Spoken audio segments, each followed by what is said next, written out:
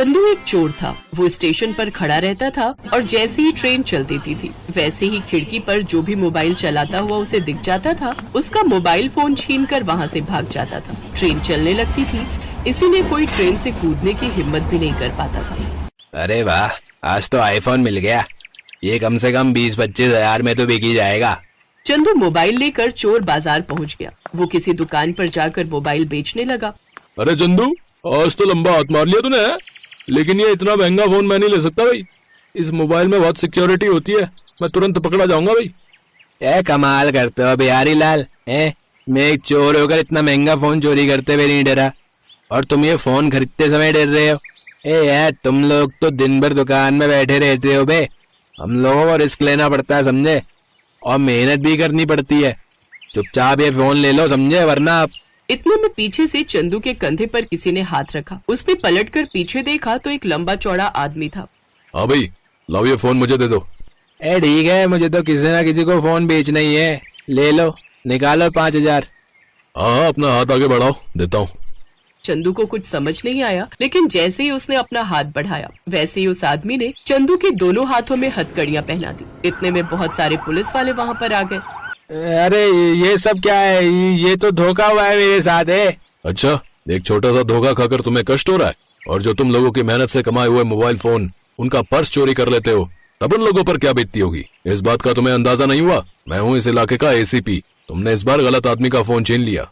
इस तरह से पुलिस ने चंदू को जेल में डाल दिया। वो जेल में कभी कविताएं पढ़ा करता था तो कभी गाने गाया करता था। उसका व्यवहार देखकर सब लोग बहुत खुश हो गए और उसे जेल से 6 महीने बाद छोड़ दिया गया। देखो, तुम्हारे अच्छे व्यवहार की वजह से तुम्हें छोड़ा जा रहा है। बाहर निकलने के बाद मेरी नजर तुम पर हमेशा रहेगी। चोरी करना बंद कर दो, कुछ ढंग का काम धंधा करो। लेकिन मैं तो पढ़ा लिखा भी नहीं हूँ, मुझे काम कौन देगा? तुम्हें दूसरे के यहाँ नौकरी करने को किसने कहा? बर्गर, पिज्जा, पापड़, गोलगप्पे, चाय कुछ भी बेचो। खैर, चंदू 6 महीने बाद जेल से छूटकर अपनी झोपड़पट्टी में आ गया और मन ही मन सोचने लगा। एसीपी साहब ने बिल्कुल सही कहा। आखिर कब तक मैं चोरी करता रहूंगा? बार बार पकड़ा जाऊंगा। मैं अभी तक स्टेशन पर चोरी करता था, तो अब स्टेशन ही एक तरीके से मेरा घर बन चुका था। तो मैं क्यों ना स्टेशन पर ही चाय या गोलगप्पे बेचूं? चाय तो बहुत लोग बेचते हैं, मैं ऐसा करता हूँ, गोलगप्पे बेचता हूँ स्टेशन पर। अगले दिन ही चंदू ने गोलगप्पे की एक टोकरी बना ली और अपनी खोपड़ी पर रखकर स्टेशन पहुंच गया। तभी स्टेशन पर ट्रेन आ गई और चंदू गोलगप्पे की टोकरी खोपड़ी पर रखकर ट्रेन के अंदर घुस गया। गोलगप्पे ये खा लो, गोलगप्पे ये। मेरे गोलगप्पे का पानी देखते ही आप लोगों के मुंह में पानी आ जाएगा। हाँ। अरे भाई साहब, ये गोलगप्पे कैसे दिए? 10 का 4। अरे बाप रे, गोलगप्पे में मटर की जगह सोना चांदी डालते हो क्या?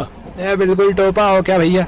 सोना चांदी गोलगप्पे के अंदर कौन डालता है? और अगर सोना चांदी डालकर बेचूंगा अभी तो 10 रुपए का 4 नहीं, 10 लाख का 1 बेचूंगा मोटे। खाना है तो खाओ, वरना प्रभु के गुण गाओ। अरे नहीं भाई, हमें नहीं खाना इतना महंगा गोलगप्पा। लेकिन लड़कियों और औरतों को तो गोलगप्पे बहुत पसंद होते हैं। वैसे भी ट्रेन के अंदर गोलगप्पे कहाँ मिलते हैं? कम से कम भाई साहब गोलगप्पे बेच तो रहे, यही बहुत बड़ी बात है। लाओ भैया, इधर ले आओ, हमें गोलगप्पे खिलाओ। दिन भर मेहनत करके उसने 300-400 रुपए कमा लिए, लेकिन जब वो घर पहुंचा तब वो ज्यादा खुश नहीं था और बहुत थक भी चुका था। पहले तो मुझे लगा कि चोरी करने से अच्छा गोलगप्पे बेचना होगा, लेकिन मैं एक प्लेट गोलगप्पे में सिर्फ 3 रुपए कमा पाता हूँ। इससे अच्छा तो मेरा चोरी का धंधा था। एक झटके में 3-4 हजार अंदर कर लेता था मैं। गोलगप्पे का सहारा लेकर ही कुछ अलग सोचना पड़ेगा। चंदू रात में प्लान सोचने लगा और सोचते सोचते सो गया और उसे एक आइडिया आया। सुबह उठकर उसने फिर से गोलगप्पे की टोकरी तैयार की और ट्रेन के अंदर घुस गया। गोलगप्पे ये 10 के 20 से, खा लो तीखे और चटपटे गोलगप्पे 10 के 20 से। 10 के 20 गोलगप्पे सुनकर ट्रेन में बैठे सभी यात्री हैरान हो गए। ओए गोलगप्पे वाले, इतने सस्ते गोलगप्पे क्यों बेच रहा भाई? 20 दिन पुराने खराब गोलगप्पे तो नहीं बेच रहा है? उस आदमी की बात सुनकर चंदू को गुस्सा आया। उसने उस आदमी से कहा, तुम लोगों को हर बात में समस्या होती है। महंगा बेचो तो भी दिक्कत, सस्ता बेचो तो भी दिक्कत। अगर मेरे गोलगप्पों में जरा सी भी खराबी निकली तो मैं अपनी बीवी तुझे दान कर दूंगा, और अगर मेरे गोलगप्पे बिल्कुल ताजा निकले तो तुझे अपनी बीवी मुझे दान करनी होगी। बोल मंजूर है? ये कैसी शर्त है भाई? क्यों? अगर तुझे इतना ही कॉन्फिडेंस है कि मेरे गोलगप्पे खराब है तो डर क्यों रहा है? अरे भैया छोड़ो इन लोगों को, ये मर्द जात होती ही ऐसी है, हर बात पर शक करने की बीमारी होती है। इतने सस्ते गोलगप्पे बेच रहे हो तुम, आज के बाद तो मैं हर रोज इस ट्रेन में सफर किया करूंगी। जल्दी से हमें गोलगप्पे खिलाओ, अब रहा नहीं जाता। चंदू सभी को गोलगप्पे खिलाने लगा। धीरे धीरे वहाँ बहुत सारे लोगों की भीड़ लग गई। आदमी, लड़के, औरतें, लड़कियाँ सब उसके पास आ गए। भीड़ का फायदा उठाकर उसने लोगों की बहुत सारी पर्स मार ली। रात को जब वो घर पहुंचा और बैग खोला तो उसमें ढेर सारे पर्स थे। ये हुई ना बात। इस तरह उसके पास करीब 30,000 रुपए इकट्ठा हो गए। क्या बात है, ये प्लान तो कामयाब हो गया। एक ही दिन में 30,000। ऐसे तो कुछ ही दिनों में मैं लखपति बन जाऊंगा। तो ये उसका अब रोज का काम हो गया। सस्ते गोलगप्पे के लालच में लोग उसके पास भीड़ लगा लेते थे, जिसका फायदा उठाकर वो लोगों के पर्स बहुत ही आसानी से मार लिया करता था। ऐसा करते करते महीनों बीत गए। एक रात जब चंदू पर्स गिन रहा था, तब उसे एक बहुत ही सुंदर पर्स दिखाई दिया। वो पर्स कुछ अलग ही लग रहा था और मजबूत भी था। अरे वाह, ये पर्स तो दमदार है, इसे तो मैं ही रखूंगा। अगले दिन फिर वो टोकरी लेकर स्टेशन पहुंच गया। ट्रेन के अंदर वो फिर से लोगों को गोलगप्पे खिलाने लगा। वहीं दूसरी तरफ एक आदमी ने जाकर आरपीएफ से शिकायत की। साहब, लगता है स्टेशन पर पर्स मारने का कोई गैंग आ गया है। अगर ऐसा कुछ होता तो हमें पता न चलता। यहाँ स्टेशन पर हर तरफ सीसीटीवी कैमरे लगे हुए हैं। अगर कोई चोर होता तो पकड़ा जाता। मेरा बेशकीमती पर्स चोरी हो गया है, मुझे लगा यही चोरी हुई होगी। तभी वहाँ चंदू आ गया और जोर जोर से आवाजें लगाने लगा। जल्दी जल्दी आओ, लूट लो 10 के 20 गोलगप्पे। तभी आरपीएफ ऑफिसर की नजर उस पर गई। मैं काफी महीनों से देख रहा हूँ, ये पानी पूरी वाला जैसे ही आता है वैसे ही हजारों लोगों की भीड़ लग जाती है। हाँ साहब, आप भी एक बार चक्कर देखिए। आरपीएफ ऑफिसर उस आदमी के साथ चंदू के गोलगप्पे खाने चला गया। गोलगप्पे तो उसे बहुत पसंद आए। ये लो चंदू, पैसे काट लो। साहब 500 का नोट छुट्टे नहीं है क्या? अरे छुट्टे होते तो 500 का नोट क्यों पकड़ा था? ठीक है साहब, लाओ देता हूँ। चंदू ने छुट्टे देने के लिए अपनी जेब से पर्स निकाला। वो पर्स वही क्रोकोडाइल वाला था। आरपीएफ के साथ वाला आदमी वो पर्स देखकर हैरान हो गया। भाई साहब, ये पर्स किसका है? ये पर्स मेरा है, और किसका है? नहीं साहब, ये तो मेरा पर्स है। मैं इसी पर्स की शिकायत लेकर आपके पास आया था। मैंने मगरमच्छ की खाल से ये पर्स खुद बनवाया था। अच्छा, तो तू ही गोलगप्पे की आड़ में लोगों के पर्स मारता था। चल मेरे साथ। आरपीएफ वाला उसे थाने ले गया। वहाँ उसे वही एसीपी मिला। सर, यही वो चोर है जो अभी तक हजारों लोगों के पर्स चोरी कर चुका है। चंदू, मैंने तुझे समझाया था ना, फिर भी तू नहीं समझा। पिछली बार तो मैंने तुझे 6 महीने में छोड़ दिया था, पर इस बार तो लंबा अंदर जाएगा बे।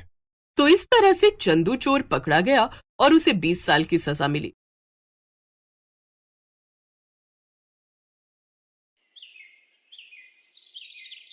चलो चलो, जल्दी जल्दी चढ़ो, ट्रेन बस चलने वाली है। अरे मुझे भी तो आगे जाने दो। अरे मुझे जाने दो, मेरे हाथ में बहुत सारा सामान है। ओ कुली, हम पैसेंजर है, पहले हम चढ़ेंगे। पैसे कमाने की कुछ ज्यादा ही जल्दी रहती है तुम लोगों को। चलो हटो पीछे। राजेश नाम का एक कुली अपने दोनों हाथों में बड़े बड़े बैग, एक बड़ा सा बैग अपने सर पर रखकर ट्रेन में चढ़ने की कोशिश कर रहा था। लेकिन ट्रेन में बहुत भीड़ थी। लोग उसे धक्के मार मार कर अंदर घुसे जा रहे थे कि तभी अचानक ट्रेन चलने लगी। लेकिन राजेश सामान लेकर अंदर नहीं घुस पाया। अरे यार, ये ट्रेन तो चलने लगी। जिसका ये सामान है वो तो अंदर ही है। उनका सामान मुझे पहुंचाना पड़ेगा किसी भी कीमत पर। राजेश ट्रेन के पीछे पीछे भागने लगा। उसने किसी तरह ट्रेन तो पकड़ ली, लेकिन फिसल कर गिर गया। थोड़ी देर बाद वो किसी अस्पताल में पहुंच गया। वहाँ पर उसकी पत्नी ममता और उसकी बूढ़ी माँ मौजूद थे। ये सब क्या हो गया बेटा?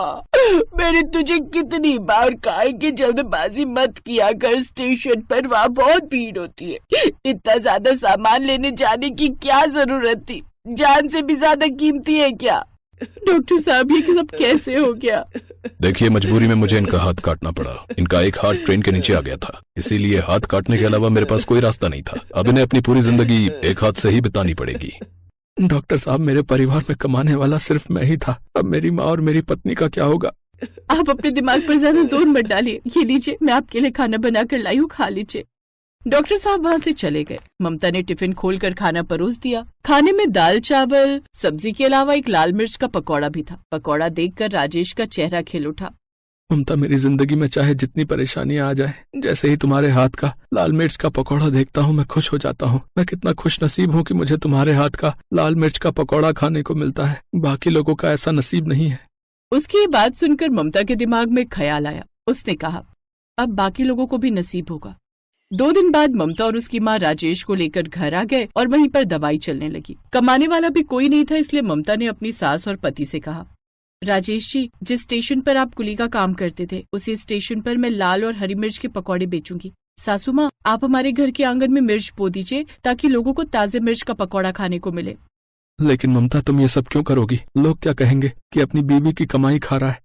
लोग हमारे घर में खाना देने नहीं जाएंगे और न ही कोई आपका इलाज कराएगा। मैं भी इस परिवार का हिस्सा हूँ। मैं जो करना चाहती हूँ मुझे करने दीजिए। सासू माँ, चलिए बाजार से मिर्च के बीज लेकर आते हैं। ममता और उसकी सास बाजार से बीज लेकर आए और आंगन में बो दिया। कुछ ही दिनों बाद बहुत बड़े बड़े हरी और लाल मिर्च उगाए। ममता ने ढेर सारे लाल और हरी मिर्च के पकौड़े बनाए और स्टेशन पर बेचने चली गई। जल्दी से कोई ट्रेन आ जाए, ट्रेन के अंदर घुसकर बेचती हूँ। थोड़ी देर बाद एक ट्रेन आ गई। ममता सारे पकौड़े लेकर ट्रेन के अंदर घुस गई। लाल मिर्च हरी मिर्च के ताजे पकौड़े खाइए, ऐसे पकौड़े आपने कभी नहीं खाए होंगे, वो भी सिर्फ 10 के 2, 10 के 2, 10 के 2। अरे बिटिया, इन पकौड़ों की महक तो बहुत अच्छी आ रही है, जल्दी से 2 पकौड़े मुझे भी दे दो। जी आंटी, अभी दिया, ये लीजिए। बेटा मुझे भी 4 पकौड़े देना जरा, देखने में बड़े अच्छे लग रहे हैं। हाँ अंकल, बिल्कुल, ये लीजिए। पहले आप लोग पकौड़े खा लीजिए, पैसे बाद में देना अगर पसंद आए तो इस तरह थोड़ी ही देर में पूरी बोगी ने उसके पकौड़े खरीद लिए और उसके सारे पकौड़े खत्म हो गए। बेटा तुम्हारे हरी मिर्च और लाल मिर्च के पकौड़े तो बड़े ही स्वादिष्ट हैं। इसमें कोई मिलावट भी नहीं है, बिल्कुल शुद्ध लग रहे हैं। हाँ बेटी, इतनी कम कीमत में तुम पकौड़े बेच रही हो, अगर तुम 10 का एक भी दोगी तो भी हम ले लेंगे। आप लोगों का बहुत बहुत धन्यवाद।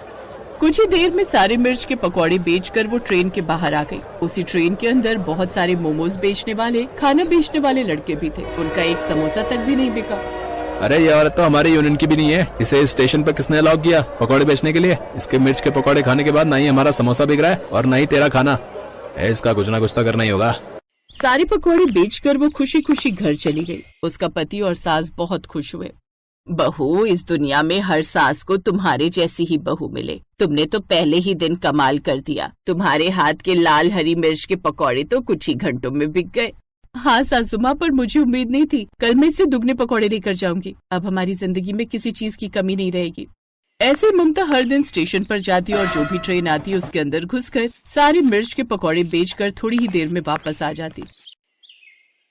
दूसरी तरफ उसी स्टेशन का स्टेशन मास्टर दफ्तर में बैठकर खाना खा रहा था कि तभी उसने अपने एक नौकर को बुलाया। अरे गोलू, जरा इधर आओ। मेरी बीवी हर रोज वही खाना भेज देती है। जाओ देखो स्टेशन पर कोई अचार वचार बेच रहा हो तो लेकर आओ। अरे सर जी, आज मैं आपके लिए एक ऐसी चीज लेकर आऊंगा कि आपकी आत्मा खुश हो जाएगी। गोलू बाहर आया। स्टेशन मास्टर को बोल तो दिया, अब मैं आखिर ऐसा क्या लेकर जाऊं कि उनकी आत्मा खुश हो जाए। कभी कभी मैं भी ना बहुत ज्यादा ही बोल देता हूँ। तभी उसे ममता दिखाई दी जो कि स्टेशन पर लाल हरी मिर्च के पकौड़े बेच रही थी। गोलू उसके पास पहुंच गया। अरे बहन जी, ये मिर्ची के पकौड़े मैंने स्टेशन पे पहली बार देखे। खुशबू बड़ी अच्छी आ रही है। मेरा मालिक इसे खाकर बहुत खुश होगा। ऐसा कीजिए, 50 रुपए के पकौड़े पैक कर दीजिए। हाँ हाँ, अभी देती हूँ। गोलू पकौड़े लेकर स्टेशन मास्टर के पास पहुंच गया। उसने जैसे ही पहला लाल मिर्च का पकौड़ा खाया। गोलू, तुमने बिल्कुल सही कहा था। आज मेरी आत्मा ही खुश हो गई। ऐसा मिर्च का पकौड़ा मैंने आज तक नहीं खाया। जिसने भी ये पकौड़े बनाए उसके पैर छूने चाहिए भाई। स्टेशन मास्टर सारे पकौड़े खा गया। तो इस तरह ममता का काम बहुत अच्छा चलने लगा था। फिर एक रोज ममता जैसे पकौड़े बेचने के लिए ट्रेन के अंदर चढ़ी, कुछ लड़कों ने उसे धक्का दे दिया और उसके सारे पकौड़े स्टेशन पर ही गिर गए। उन लड़कों ने उसे घेर लिया। देखकर नहीं चल सकते तुम लोग? मेरे सारे पकौड़े गिरा दिया। मैडम, हम देखकर ही चल रहे थे। हमने जानबूझकर तुम्हारे पकौड़े गिराए और अगर आज के बाद इस स्टेशन पर ये लाल हरी मिर्च के पकौड़े बेचती नजर आई ना तो तेरा चेहरा भी लाल कर दूंगा, लाल मिर्च की तरह। मेरे सारे पकौड़े गिरा दिए? कोई दादागिरी है क्या? तुम लोग भी तो यहाँ समोसे, कोल्ड ड्रिंक, चाय खाना बेचते हो। मैं तो मना नहीं करती। हम सब लोगों का यूनियन है समझी, और तू इस यूनियन का हिस्सा नहीं है। और अगर तू इस यूनियन में हिस्सा लेना भी चाहेगी ना तो भी हम तुझे हिस्सा लेने नहीं देंगे, क्योंकि तेरा पकौड़ा खाने के बाद ना ही कोई हमसे समोसा खरीदता है, ना ही कोई कोल्ड ड्रिंक और ना ही कोई खाना, समझी? चल भाग जाए ऐसे, दोबारा दिखाई मत दियो। उन लड़कों ने ममता को जोर से धक्का दिया और वहाँ से भाग गए। इधर ममता सीधा स्टेशन मास्टर से टकरा गई। अरे देखकर नहीं चल सकती थी क्या? है? कौन हो तुम और तुम रो क्यों रही हो? इससे पहले कि ममता कुछ बोल पाती, वहाँ पर भागता हुआ गोलू आ गया। अरे सर जी, ये वही बहन जी है जो स्टेशन पर लाल हरी मिर्च के पकौड़े बेचती हैं। इन्हीं के पकौड़े खाकर आप खुश हो गए थे। हैं? क्या? हाँ सर जी, लेकिन यहाँ पर कुछ यूनियन वालों ने मेरे साथ बदतमीजी की। उन्होंने मुझे धमकी भी दी। ममता ने सारी घटना स्टेशन मास्टर को बता दी। रुको, तुम फिक्र मत करो, चलो मेरे साथ। गोलू, ये जितने भी चाय समोसे बेचने वाले हैं इन लड़कों को इकट्ठा करो, जरा मेरे ऑफिस में लेकर आओ। जल्दी से जाओ, जल्दी जाओ। स्टेशन मास्टर ममता को अपने ऑफिस लेकर चला गया। थोड़ी देर बाद गोलू उन सारे लड़कों को लेकर आ गया।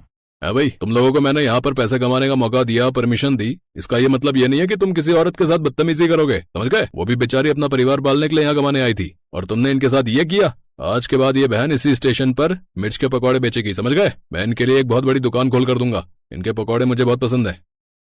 अरे सर, गलती हो गई सर, हमें माफ कर दीजिए सर, हमसे गलती हो गई। चलो ठीक है, अब निकलो यहाँ से। आज के बाद कोई भी बदतमीजी की तो सारी गुंडागर्दी निकाल के रख दूंगा, बता रहा हूँ। तो इस तरह स्टेशन मास्टर ने स्टेशन पर ही एक बहुत अच्छी दुकान खोलकर ममता को दे दी और वो वहीं पर अपने लाल हरी मिर्च के पकौड़े बनाने लगी। अब वो अपने पति की कुली के काम से 20 गुना ज्यादा कमाने लगी और सब लोग खुशी खुशी रहने लगे।